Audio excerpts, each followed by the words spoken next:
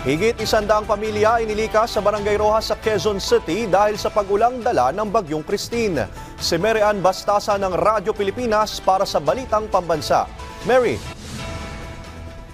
8 pansamantala ngayong nananatili sa dalawang evacuation center dito sa Barangay Rojas sa Quezon City ang nasa 114 na pamilya o higit 400 residente na inilikas kasunod ng buhos ng ulang dala ng Bagyong Christine. Isa ito sa mga barangay sa lungsod na madalas binabaha kapag may bagyo. At kanina madaling araw nga nagkasana ng rescue effort sa mga tauhan ng Quezon City Urban Search and Rescue Team sa barangay matapos umabot sa hanggang ulo ang baha sa ilang kabahayan. Nasa 28 pamilya rin ang nailikas na ang ilan ay kinailangang isakay sa rescue boat dahil sa taas ng baha.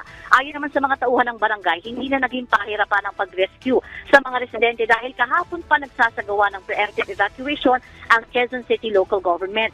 Bukod nga sa Barangay Rojas, nagkaroon na rin ng preemptive evacuation sa mga barangay ng Masambong, Santo Domingo, Mariblo, Bagong Silangan, Apolonio, Samson, Talayan, Tatalon at sa Damayang Lagi. Una na rin inilikas magiging mga street dwellers sa Quezon City para masiguro ang kanilang kaligtasan habang nananatili ang banta ng Bagyong Christine. Sa mga oras na ito, makulimlim pa rin ang panahon dito sa Quezon City bagamat wala ng ulan.